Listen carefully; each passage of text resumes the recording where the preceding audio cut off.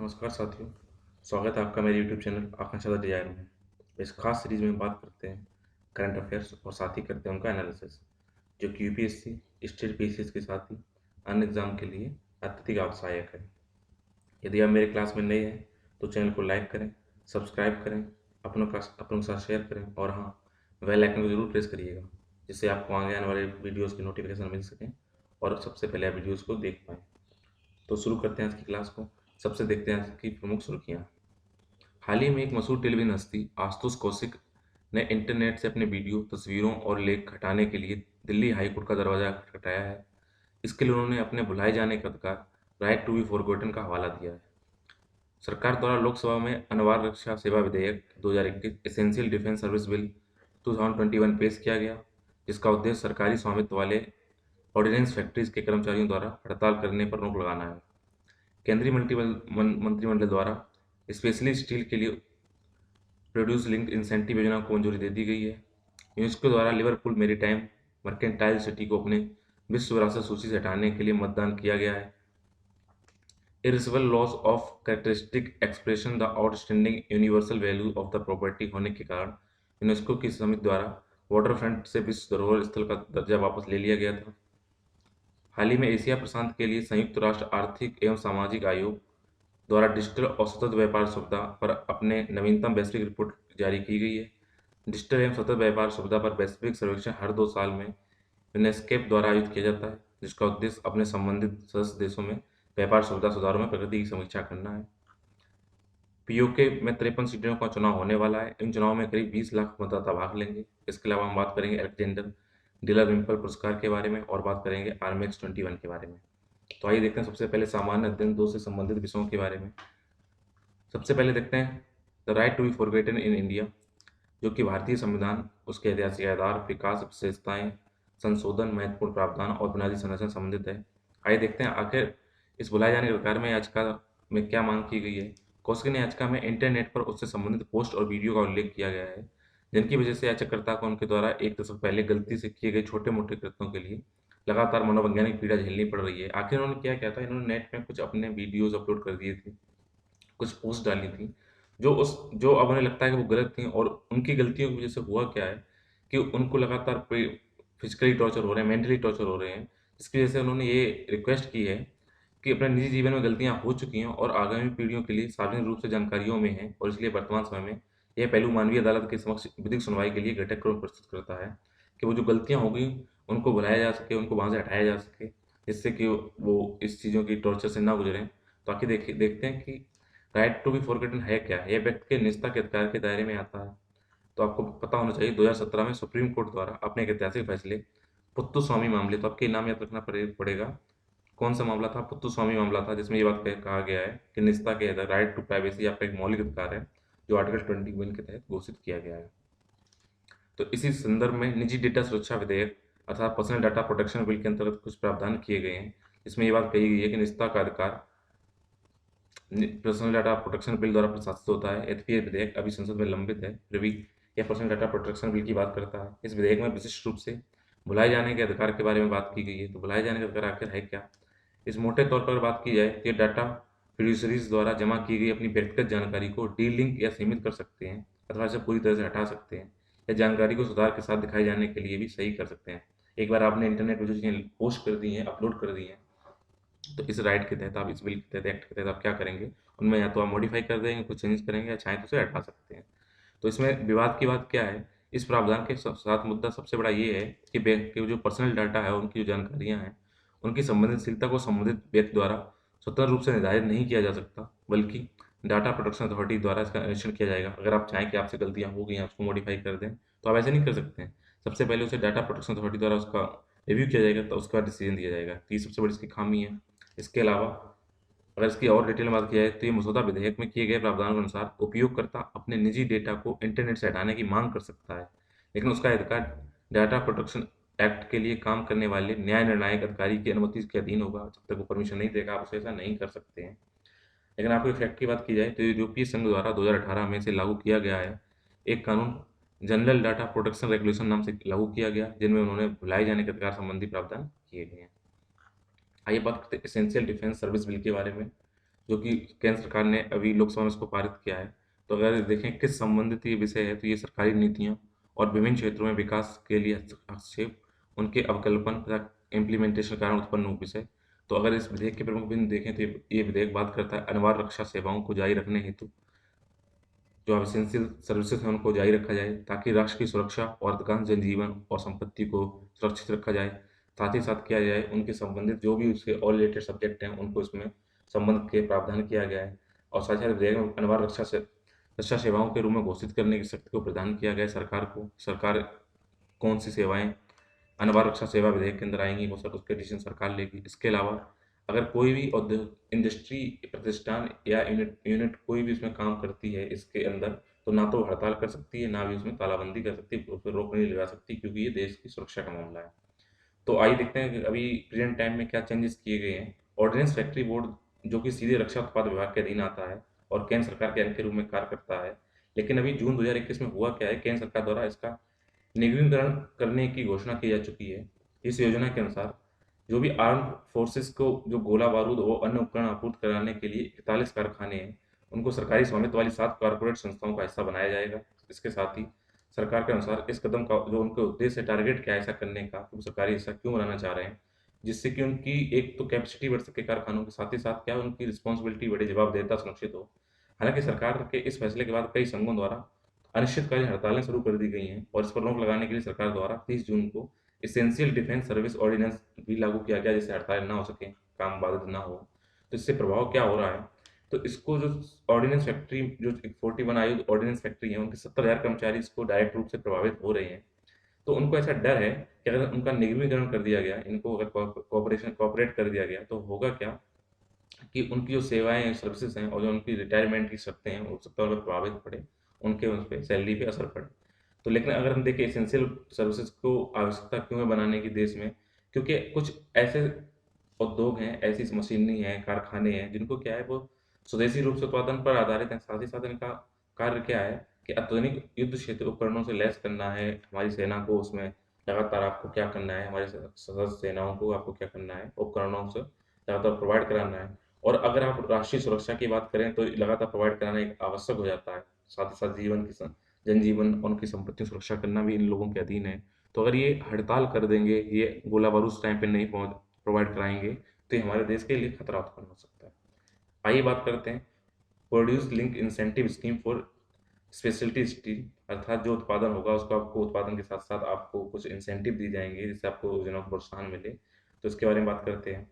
अगर इसका देखें किस टॉपिक से लिंक है, तो ये सरकारी नीतियों और उनके विभिन्न क्षेत्रों में विकास के लिए हस्तक्षेप और उनके अवकल्पन और क्रियान्वयन के कारण उत्पन्न विषयों से संबंधित है। तो पीएलआई का आखिर देखें इम्पोर्टेंस क्या है, तो इस योजना की अवधि 2023-24 से लेकर 2017-28, तो 5 वर्षों के लिए होगी। तो आपसे प्रश्न ये आता है, पीएलआई जो स्पेशल स्टील के बारे में बात की जा रही है, तो उसका लिंक वो कितने सालों तक चलेगी, तो 5 वर्षों तक चलेगी और कब से कब तक चलेगी, तो ये 2023-24 से लेकर 17-28 तक चलेगी। और इसका जो टारगेट है, उसका टारगेट क्या है, उच्च ग्रेडेड स्पेशलिटी स्टील को प्रोडक्शन किया जाए। इसी प्रोत्साहन के लिए 3 स्लैब निर्धारित किए गए हैं, जिसमें 4% से लेकर 12% तक की आपको प्रोत्साहन मिलेगा। और इसमें अगर बजट की जो देखा जाए उसमें कितना खर्चा किया गया है, तो 6,322 करोड़ रुपए का खर्चा इसमें किया गया है। तो अगर साथ ही साथ अगर देखें इस योजना से कितना लोगों को लाभ मिलेगा, तो डायरेक्ट में बात की जाए तो 68,000 लोगों को, और इनडायरेक्ट में बात की जाए तो 5,25,000 लोगों को इससे रोजगार मिलने की संभावना है। तो देखते हैं कि इसमें किन किन चीज़ों को योजना में जो विशेष उत्पाद की 5 श्रेणियां हैं उनको चुना गया है। तो ये हैं कोटेड प्लेटेड इस्पात उत्पादन, high strength wear resistance steel, speciality rail, oil steel उत्पादन और स्टील वायर, और इसके साथ इलेक्ट्रॉनिक स्टील। तो आइए देखते हैं पहले इलेक्ट्रिकल स्टील होती क्या है या फिर स्पेशल स्टील क्या है। स्पेशल स्टील क्या है, आप किसी भी स्टील में अगर उसके प्राइस में इनहेंस करते हैं, तो साधारणतः ये वही स्टील है। साधारण रूप से तैयार इस्पात को उच्च मूल्य वर्धित इस्पात में परिवर्तित करते हुए इसकी कोटिंग कर दें, प्लेटिंग कर दें, हीट ट्रीटमेंट आदि के माध्यम से विकसित किया जाता है। तो ये है स्पेशल स्टील। इस स्टील का इस्तेमाल अगर हम बात करें कहाँ यूज़ करते हैं, तो ऑटोमोबाइल्स में यूज़ करेंगे। विशेष पूंजीगत वस्तुओं के अलावा ये डिफेंस, स्पेस, जैसे विभिन्न रणनीतिक अनुप्रयोगों में किया जा सकता है। तो आइए देखते हैं कि इसको इंसेंटिव देने का कार्य केवल स्पेशल स्टील को ही क्यों किया गया है, क्योंकि अगर हम 2020-21 के डाटा की बात करें तो 102 मिलियन टन इसके इस्पात यानी कि स्टील के उत्पादन में से देश में से मूल वर्धित इस्पात विशेष इस्पात के लिए केवल 18 मिलियन टन का उत्पादन किया गया, यानी लगभग हम 1/6 ही उत्पादन कर पाए, बाकी हमने क्या किया, इम्पोर्ट किया है। इसके अलावा इसी अवधि में 7 मिलियन टन से आयात में से करीब 4 मिलियन टन आयात केवल विशेष इस्पात का ही था। अगर हम लगभग 50% हमने स्पेशल स्टील को आयात किया था, जिसके कारण हमें 30,000 करोड़ रुपए की विदेशी मुद्रा देनी पड़ी, बाहर खरीदने के लिए उनको रुपया देना पड़ा। इससे क्या होगा, अगर हम स्पेशल स्टील के हम उत्पादन करेंगे तो इसमें हम आत्मनिर्भर बनेंगे, साथ ही साथ क्या होगा, एक ऐसी हम सीरीज को डेवलप कर पाएंगे जो कोरिया और जापान जैसे जो डेवलप्ड कंट्री हैं, जो स्टील मैन्युफैक्चरिंग में डेवलप्ड हैं, उनके हम समकक्ष आ जाएंगे। आइए बात करते हैं यूनेस्को वर्ल्ड हेरिटेज साइट्स के बारे में। यूनेस्को वर्ल्ड हेरिटेज साइट जैसे ही किसी का नाम लेती है, हटाती है, और खासकर अगर हमारे देश में, तो तुरंत ही किसी ना किसी पेपर में आपको उसका क्वेश्चन देखने को मिलेगा। तो सबसे इंपॉर्टेंट टॉपिक आज का, उसका थोड़ा ध्यान से सुनिए, और उसे हो सके तो आपको जहाँ अगर आपके अपने पेपर के लिए लगे कि जरूरी है, तो आप उसका स्क्रीनशॉट जरूर लेके रखिएगा। हाल ही में यूनेस्को द्वारा लिवरपूल मैरीटाइम मर्केंट स्टील को क्योंकि उन्होंने संपत्ति में उसकी ज़्यादा खान हो रही है, उसकी जो उसके जिसके लिए उसको जाना जाता था, तो उसको हटाने का निर्णय लिया, उसके लिए वोटिंग करा रहे हैं। तो ये वो स्थल है जिसके बारे में बात कर रहे हैं, ये आप उसका इमेज दे सकते हैं। तो आइए देखते हैं कि आखिर वर्ल्ड हेरिटेज साइट्स होती क्या है। तो वर्ल्ड हेरिटेज साइट को अंतर्राष्ट्रीय महत्व, जो कि इंटरनेशनल रूप से बहुत इंपॉर्टेंट है, साथ ही साथ जिसमें विशेष सुरक्षा की आवश्यकता है, या तो प्राकृतिक निर्मित है या मानव द्वारा निर्मित किया गया है, इनको मॉडिफाई किया गया है, ऐसे क्लास में इसको वर्गीकृत किया जाता है। साथ ही साथ यूनेस्को की बात की जाए तो इन स्थलों को यूनाइटेड नेशन द्वारा, यूनेस्को द्वारा आधिकारिक तौर पर मान्यता प्रदान की जाती है। तो यूनेस्को के फुल फॉर्म करें, बात करें तो United Nation Educational Scientific Cultural Organization होता है। अगर यूनेस्को विश्व धरोहर के रूप में वर्गीकृत स्थलों को मानव के लिए महत्वपूर्ण मानता है, जिनको वो क्लासिफाई करता है, वो उसे लगता है कि मानव जाति के लिए, सभ्यता के लिए इंपॉर्टेंट है, क्योंकि इन स्थलों का सांस्कृतिक और भौतिक महत्व है। वर्ष 1972 में यूनेस्को द्वारा अपनाई गई विश्व सांस्कृतिक और प्राकृतिक विरासत के संरक्षण संबंधी अधिनियम का नामक अंतर्राष्ट्रीय संधि के तहत विश्व धरोहर स्थलों को संरक्षण किया गया है। तो आपसे बात की जाएगी यूनेस्को किस संधि के तहत इनकी बात करता है, तो ये है विश्व सांस्कृतिक और प्राकृतिक विरासत के संरक्षण से संबंधित अवसर है। तो आइए देखते हैं प्रमुख फैक्ट के बारे में। तो विश्व धरोहर स्थलों की सूची यूनेस्को की विश्व विरासत समिति द्वारा प्रशासित अंतर्राष्ट्रीय विश्व धरोहर कार्यक्रम द्वारा तैयार की जाती है। तो आपको देख अगर इन सूची बनानी है, तो सबसे पहले तो वर्ल्ड हेरिटेज साइट की कमेटी है, जिसका नाम क्या है, इंटरनेशनल वर्ल्ड हेरिटेज प्रोग्राम, उसको ये सूचित करती है, जो कि संयुक्त राष्ट्र महासभा द्वारा निर्वाचित। यूनेस्को में टोटल सदस्य हैं 21, उनके जो इसमें शामिल होते हैं वो इसमें से वोटिंग करते हैं। प्रत्येक विश्व धरोहर स्थल जहाँ पर वे अवस्थित है, उस देश के वैधानिक क्षेत्र का भाग बना रहता है, और यूनेस्को इसके संरक्षण और अंतर्राष्ट्रीय समुदाय के हित को मानता है। जिस देश में वहाँ उनका लीगल राइट रहेगा, साथ ही डेवलपमेंट का के लिए कुछ हेल्प भी यूनेस्को करता है। इसके अलावा जो भी हेरिटेज साइट यूनेस्को में जो भी अगर सिलेक्ट हो जाता है, तो किसी स्थल को पहले से भौगोलिक ऐतिहासिक रूप से स्पेशल या सांस्कृतिक या भौतिक महत्व वाले स्थल के रूप में अद्वितीय विशिष्ट स्थल चिन्ह अथवा प्रतीक के रूप में वर्गीकृत होना चाहिए, तब इसको शामिल करती है।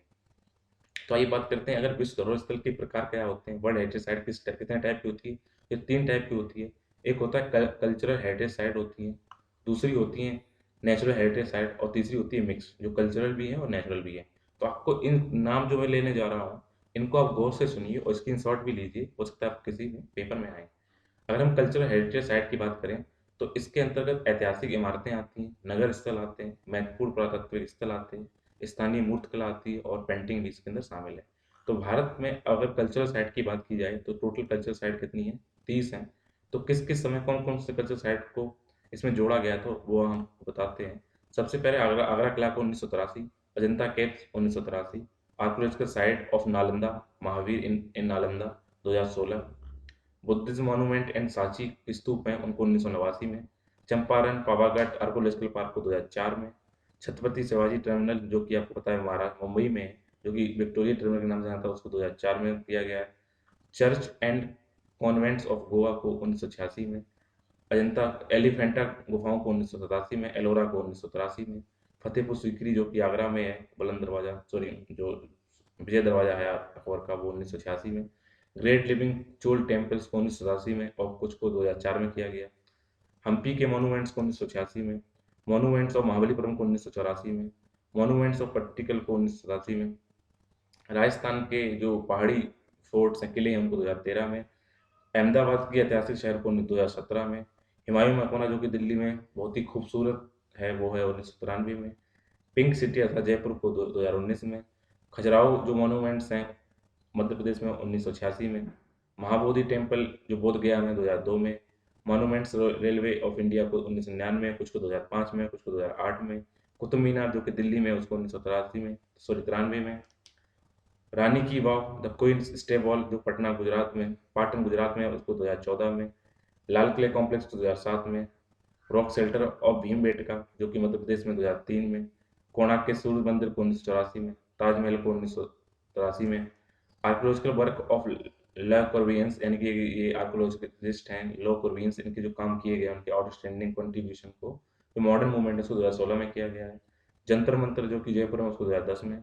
Victoria Gothic and art deco street Mumbai को 2018 में। अगर हम नेचुरल हेरिटेज साइट की बात करें, ये प्राकृतिक क्षेत्र की सीमित हुए हैं जो नेचुरली बने हैं, तो ये ऐसे उधर 30 थे, सांस्कृतिक तो प्राकृतिक भारत में 7 हैं, जो कि एक तो महान Himalaya national park conservation area 2014 में किया गया। काजीरंगा नेशनल पार्क को 1985 में। केवलादेव, आपको बता दें काजीरंगा असम में है और केवलदेव मणिपुर में है, इसको किया गया है 1985 में। मानस जो कि असम में है 1985 में। नंदा देवी और फूलों की घाटी नेशनल पार्क जो कि उत्तराखंड में, उसको 1988 में, और उसको 2005 में। सुंदरबन डेल्टा आपको पता होना चाहिए, सुंदरी के नाम से प्रसिद्ध है, ये है पश्चिम बंगाल, उसको 1987 में। और वेस्टर्न घाट जो देश के पश्चिमी हिस्से में, उनको 2012 में। तो अगर मिक्स हेरिटेज साइट की बात की जाए, इसके अंदर जो शामिल धरोहर हैं जिसमें प्राकृतिक और सांस्कृतिक दोनों विशेषताएं पाई जाती हैं, तो इंडिया में जो मिक्स का केवल एक ही है, वो है कंचनजंगा नेशनल पार्क 2016 में इसको किया गया है। तो कंचनजंगा कहाँ है? सिक्किम। तो जितने मैंने वर्ल्ड हेरिटेज साइट के नाम लिए उनके पिक ये हैं, तो आप इनमें से मिलान कीजिए और देखिए आप कितने को जानते हैं और कौन कौन से ये हैं। अभी हाल ही में यूनेस्को द्वारा ग्रेट बैरियर रीफ, अगर आपको फैक्ट की बात की जाए तो आपको पता होगा ग्रेट बैरियर रीफ ऑस्ट्रेलिया महाद्वीप के पूर्वी भाग का हिस्सा है। उसको संकटग्रस्त विश्व धरोहर स्थल, इंडेंजर वर्ल्ड हेरिटेज साइट सूची में शामिल करने की सिफारिश की गई कि वो संकट में समाप्त हो रही है।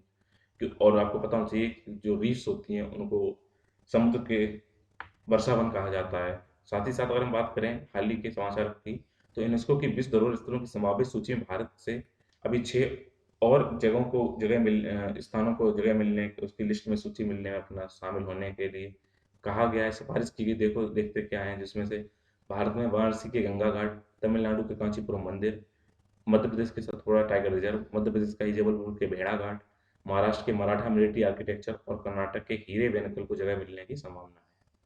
आइए बात करते हैं अब उन प्रश्नों की जो समानता अध्ययन 3 में आते हैं, तो देखते हैं इनमें कौन कौन सी आज न्यूज थी या इंपॉर्टेंट जो आपके करंट अफेयर हैं। तो देख, globally survey of 143 economic on digital trade facilitation, 143 देशों को अभी सर्वे किया गया है, जिसमें देखा गया है कि डिजिटल आपके जो व्यापार हो रहा है डिजिटल तरीके से, उसमें उनकी क्या क्या सुविधाएं दी हैं और क्या उनकी स्थिति है। इसको United Nations economic and social commission for Asia Pacific के द्वारा किया गया है, और ये digital and sustainable trade facilitator के वैश्विक सर्वेक्षण रिपोर्ट में निकाला गया है। तो अगर टॉपिक की लिंक की बात करें, तो भारतीय अर्थव्यवस्था तथा योजना संसाधनों को जुटाने, उनकी प्रगति, उनका विकास तथा रोजगार संबंधित विषय है। तो इस सर्वेक्षण की बात करें तो 2015 में 5 संयुक्त राष्ट्रीय क्षेत्रीय आयोगों द्वारा से संयुक्त रूप से किया जाता है। तो इसमें 5 कौन से हैं? तो ये यूनाइटेड नेशंस रीजनल कमीशंस कौन कौन से हैं? ECA, ECE, ECLAC, ECCAP और ESCWA। हाल ही में 2021 सर्वेक्षण में विश्व WTO अर्थात विश्व व्यापार संगठन के ट्रेड फैसिलिटेशन एग्रीमेंट में 58 व्यापार सुविधाओं का आकलन करके इसमें शामिल किया गया है। तो 58 कौन कौन जो व्यापारिक सुविधाएं उनके आधार पर इसको सर्वे किया गया है। इसमें अगर भारत के प्रदर्शन की बात करें, क्यों इसमें बात की जा रही है, क्योंकि भारत ने वर्ष 2019 में 78.49% की तुलना में 90.32% अंक हासिल किए हैं, जिससे हमारा इंक्रीमेंट हुआ है, इसलिए सर्वे हमारे लिए इंपॉर्टेंट हो जाता है। अगर भारत के टोटल स्कोर की बात की जाए तो ये France, Britain, Canada, Norway, Finland जैसे कई OECD देशों के मुकाबले अधिक पाया गया, और इसका जो टोटल स्कोर है वो यूरोपीय संघ के एवरेज स्कोर से भी अधिक रहा है। इसके अलावा दक्षिण व दक्षिण पश्चिम एशिया क्षेत्र में 63.14% और एशिया प्रशांत क्षेत्र में 65.85% की तुलना में भारत सबसे अच्छा प्रदर्शन करने वाला देश रहा है।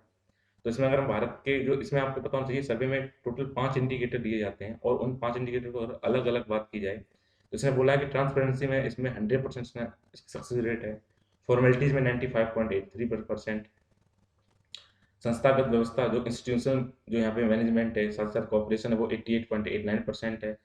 पेपरलेस अगर यहाँ ट्रेड की बात की जाए तो 96.3% है, और अगर बॉर्डर बॉर्डर के उस पार अगर कागज रहित व्यापार की बात की जाए तो 66.67% है। भारत सरकार द्वारा दिन प्रतिदिन के प्रशासन में ट्रांसपेरेंसी लाने हेतु तकनीकी हस्तक्षेप के विभिन्न उपायों को लागू किया गया है। तो अगर देखें भारत ने इसको, ये अगर ट्रांसपेरेंसी 100% पहुँच गए हैं, तो इसमें कौन-कौन से उपाय लागू किए हैं? तो सबसे पहला है AEBAS, अर्थात आधार समर्थित बायोमेट्रिक उपस्थिति, आधार इनेबल्ड बायोमेट्रिक अटेंडेंस। तो आपको पता होना चाहिए आजकल सरकारी कार्यालयों, यहाँ तक कुछ प्राइवेट संस्थाओं ने भी क्या किया है, अपने अंदर एक, अपने यहाँ पे एक उन्होंने क्या कर रखा है, एक बॉक्स लगा रखा है, उसमें आप जाएँगे अपना अंगूठा या कोई उँगली लगाएँगे तो आपकी अटेंडेंस हो जाती है। इसलिए आपने देखा होगा, अब अगर आपने टाइम है उसके लेट गए तो वो आपका अंगूठा लेगा नहीं, तो आपको टाइम पे पहले पहुँचना होगा। इसलिए आधार इनेबल्ड बायोमेट्रिक अटेंडेंस चल रही है, जिससे आप लोग लगातार अपने टाइम पे पहुँच रहे हैं। इसके अलावा ई-ऑफ़िस की बात की गई है। ई-ऑफ़िस के अंदर क्या है कि यहाँ पे इस ऑफ़िस में आपको चाहे गैर सरकारी या सरकारी सभी ऑफ़िस को उसमें क्या किया गया है, इलेक्ट्रॉनिक रूप से जॉइन कर दिया गया है, जिससे कि एक-दूसरे पे आप आप चक्कर नहीं काटने पड़ेंगे, घर बैठे आप अपने ऑफ़िस से ही काम कर सकते हैं। जेम अर्थात गवर्नमेंट ई-मार्केट की बात की गई, जिसमें आप बहुत सारी सुविधाएँ एक साथ जगह पा सकते हैं, ट्रेडिंग कर सकते हैं, तो इस तरह से ट्रांसपेरेंसी को बढ़ावा मिला है। आइए बात करते हैं पाकिस्तान अधिकृत कश्मीर में चुनाव, the election in Pakistan occupied Kashmir. तो आखिर आपको अभी अभी आप देखेंगे क्या है पाकिस्तान अधिकृत कश्मीर, क्या है भारत की कश्मीर, आखिर ये कश्मीर का मुद्दा है क्या? तो सबसे पहले सुर्खियों में देखें तो अभी हाल ही में पाकिस्तान ऑक्यूपाइड कश्मीर के 53 सीटों का चुनाव होने वाला है और वहाँ पे लगभग 20 लाख मतदाता इसमें भाग लेने वाले हैं। तो अगर हम देखें इसकी वर्तमान स्थिति क्या है, तो पीओके को पाकिस्तान में आज़ाद जम्मू और कश्मीर, आज़ाद जम्मू कश्मीर का एजेके कहा जाता है। भारत और पाकिस्तान के बीच वर्ष 1949 के हुए युद्ध विराम के बाद पीओके अपने अस्तित्व में आ गया था। आपको अभी अगर थोड़ी देर में आपको हिस्ट्री बताएंगे तो पता चल जाएगा कि ये युद्ध कब हुआ और ये कब पीओके अस्तित्व में आया। इस क्षेत्र में तत्कालीन जम्मू और कश्मीर राज्य के कुछ हिस्से शामिल हैं, जिन्हें वर्ष 1949 में पाकिस्तान सेना द्वारा कब्जा किया गया था।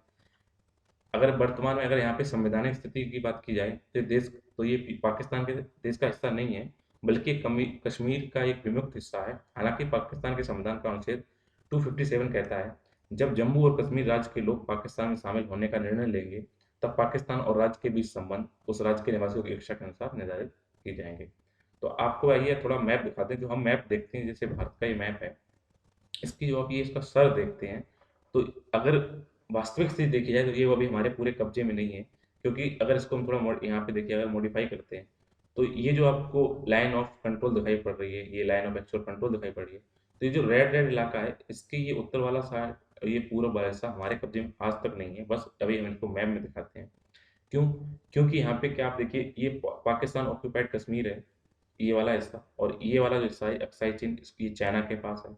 ये काराकोरम ट्रैक जो ये वाला, ये भी चाइना के पास है। इधर चाइना कब्जा किए हुए, ये वाले चाइना कब्जा किए हुए, और इधर पाकिस्तान, यानी कि आज़ाद जम्मू एंड कश्मीर। तो अगर हिस्ट्री की बात की जाए तो हुआ क्या था कि जब हम आज़ाद हुए उसके बाद में क्या हुआ कि जैसे ही हम अगस्त में हम आज़ादी मिली, और अक्टूबर 1947 में क्या किया, पाकिस्तानी सेनाओं, कबीलियाई सेनाओं के साथ मिलकर कश्मीर पे आकर हमला कर दिया कि उस पर कब्जा कर पाएँ, और ये बात अक्टूबर की है। तो इसमें युद्ध हुए, तो युद्ध होते-होते ये सेनाएँ कहाँ तक आ चुकी थी, यहाँ तक आ चुकी थी, और हमारे, क्योंकि हरि सिंह की बात थी, उन्होंने ब्लैक पे हस्ताक्षर नहीं किए थे, तो पटेल साहब ने उन पे हस्ताक्षर करवाए और हमारी सेना को वहाँ पे भेजा लड़ने के लिए। लेकिन 1948 में हुआ क्या, यूनाइटेड नेशन का ऑर्डर आ गया, उन्होंने इसको लड़ाई को रोक दिया, और साथ ही साथ इन्होंने क्या बोला कि आप जहाँ पे वहीं पे रुक जाएँ। तो उसके लिए क्या हुआ कि जब सेना यहाँ तक पहुँच चुकी थी, तो उन्होंने इसको खाली नहीं किया, और ये आज तक ये पाकिस्तान के कब्जे ऑक्यूपाइड कश्मीर बना रहा। और इसके अलावा जो यहाँ पे आप देख रहे हैं, ये गिलगित बाल्टिस्तान का रीजन है। तो Gilgit Baltistan administrative given to Pakistan by AJK, इन्होंने आज़ाद जम्मू कश्मीर को इसको दे दिया। साथ ही साथ क्या किया, 1983 में होता क्या है कि 1963 में इस पीओके जो आज़ाद जम्मू कश्मीर के नाम जाना जाता है, इसका ये हिस्सा ही पाकिस्तान ने क्या किया, इसको किसको, ट्रांस काराकोरम ट्रैक को किसको दे दिया, चाइना के सुपुर्द कर दिया। उसके बाद फरवरी 1994 में इंडिया ने एक रेजोल्यूशन अपनाया, जिसमें कहा गया कि पाकिस्तान को ये पीओके हर हालत में खाली करना पड़ेगा। इसके अलावा अगस्त 2019 में भारत स्पष्ट शब्दों में कह चुका है कि अब जो भी बात होगी वो पीओके के ऊपर होगी, उसके अलावा कोई बात हमसे नहीं की जाएगी। तो अगर हम पाकिस्तान अधिकृत कश्मीर की राजनीतिक संरचना देखें और उनका देखें एडमिनिस्ट्रेशन कौन चलाता है, तो आपको पता होना चाहिए पाकिस्तान के जो संविधान बना है तो वहाँ पे 4 प्रांत हैं, पंजाब है, सिंध है, बलूचिस्तान है और खैबर पख्तूनख्वा है। आप देखिए अगर जैसे ये भारत का नक्शा है, यहाँ पे आप देखिए राजस्थान है, यहाँ पंजाब है, इधर गुजरात लगा हुआ है, तो यहाँ पे उनका ये आता है कि स्टेट सिंध आता है, इधर बलूचिस्तान आता है, फिर पंजाब, हमारे यहाँ भी पंजाब है, वहाँ भी एक पंजाब है, इसके बाद में एक है खैबर पख्तूनख्वा है, और साथ ही साथ यहाँ पे गिलगित बाल्टिस्तान है। तो ये जो हिस्सा आप देख रहे हैं, ये हमारा जो ऊपर सर दिखाई पड़ता है भारत का, ये वो वाला हिस्सा है।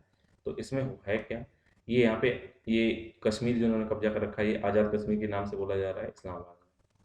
तो सभी व्यवहारिक उद्देश्य के लिए पीओके को पाकिस्तान सरकार द्वारा पूर्णतः शक्तिमान और कश्मीर परिषद के माध्यम से प्रशासित किया जाता है। यानी पाकिस्तान सरकार ने बोला है कि जो कश्मीर यहाँ की जो कमीशन परिषद काउंसिल है वो इस पे चलाएगी। तो जो कश्मीरी काउंसिल है, जैसे पाकि उसी के अंदर एक अलग से प्रधानमंत्री की अध्यक्षता में 14 नामी सदस्यों का एक निकाय होता है। यहाँ पे पाकिस्तान के प्रधानमंत्री जिस टाइम इमरान खान है या जो भी हो, तो प्रधानमंत्री करते क्या है, वहाँ पे 14 नॉमिनेट सदस्य भेज देते हैं, वो इनको चलाते हैं। किसको?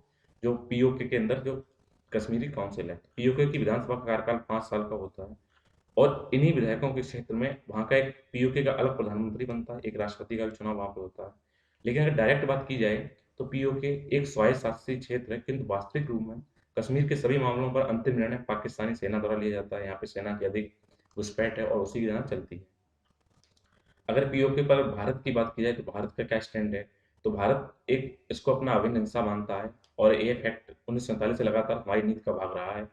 भारत ने दुनिया को ये स्पष्ट कर दिया है कि पीओके से जुड़ा कोई भी मामला, भारत का आंतरिक मामला, अगर कोई बात पीओके में होती है तो आप इस पे सीधे भारत से बात करिए, क्योंकि उसकी बात है। अगर इसको एक ध्यान देने वाली बात क्या है कि पाकिस्तान के कब्जे वाला जो कश्मीर है यानी पीओके है, नवनिर्मित केंद्र शासित प्रदेश जो हमने अभी यूटी बनाई है, जम्मू और कश्मीर, इसका पीओके को भारत ने इसको अपना हिस्सा माना है। इसके अलावा जो गिलगित बाल्टिस्तान वाला एरिया है, इसको भारत ने जो अभी हाल में केंद्र शासित प्रदेश लद्दाख बनाया है, उसका हिस्सा बनाया है। तो पीओके हमारा यूटी जे एंड के का है और जो गिलगित बाल्टिस्तान हिस्सा है वो किसका है? वो है लद्दाख का।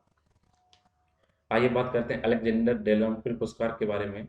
तो भारत के प्रमुख हाइड्रोग्राफर वाइस एडमिरल विनय बदावर को ब्रिटिश उच्चायुक्त द्वारा हाइड्रोग्राफी और नॉटिकल कार्टोग्राफी के क्षेत्रों में उनके कार्यों के लिए प्रतिष्ठित अलेक्जेंडर डेलॉन्पिल पुरस्कार सम्मानित किया गया है। तो ये है वाइस एडमिरल विनय बदावर जी, जिनको ये अवार्ड मिला है। तो आपको थोड़ा हम बता दें कि हाइड्रोग्राफिक होता है जो आपका हाइड्रोग्राफी का मतलब होता है जो ऐसे मैप बनाए जाएँ जो पानी से संबंधित हों, जल की सतह या उसकी तली के अंदर के मैप बनाए जाएँ। नॉटिकल का मतलब होता है उनकी दूरियों के हिसाब से कार्टोग्राफी के सर्वे करना। तो बेसिकली क्या है कि शिप के अंदर जो नीचे समुद्र, उनकी मैप बनाना, उनकी गहराई पता करना, ये सारा काम किया गया है। इन्हीं की उपलब्धियों को देखते हुए जो हमारे एडमिरल विनय बदावर जी हैं, वाइस एडमिरल, उनको ये अवार्ड मिला गया है। अगर इसके नामकरण की बात करें तो इनका नाम एडमिरल्टी के पहले हाइड्रोग्राफर के नाम पर रखा गया है, जो जो कि 2006 में स्थापित किया गया। इस पुरस्कार के विजेता का चयन यूके हाइड्रोग्राफिक अर्थात जो ब्रिटिश है उसके हाइड्रोग्राफिक ऑफिस के मुख्य सचिव समिति द्वारा विश्व में हाइड्रोग्राफी, कार्टोग्राफी और नेविगेशन के मानकों को बढ़ाने के प्रयास के लिए किया जाता है। आइए बात करते हैं आर्मेक्स 21 की। यह आर्मेक्स 21 अगर क्वेश्चन है क्या, तो आर्मेक्स 21 भारतीय सेना का स्कीइंग अभियान है। आरएमएक्स 21 का आयोजन देश व भारतीय सेना के साहसिक गतिविधियों को बढ़ावा देने के लिए हिमालयी क्षेत्र के पर्वत श्रृंखलाओं में किया गया है। इस अभियान को 10 मार्च को लद्दाख के काराकोरम दर्रे से रवाना किया गया और ये 6 जुलाई को उत्तराखंड के मलारी में समाप्त हुआ है और कुल 119 दिन यहाँ पे इसको लगे हैं। तो इसी के साथ आज प्रमुख ये समाचार और ये सुर्खियाँ विश्लेषण समाप्त होता है। उम्मीद है आपको ये प्रयोग अच्छा लगा होगा। तो इसी के साथ आज की बात को समाप्त करते हैं। धन्यवाद।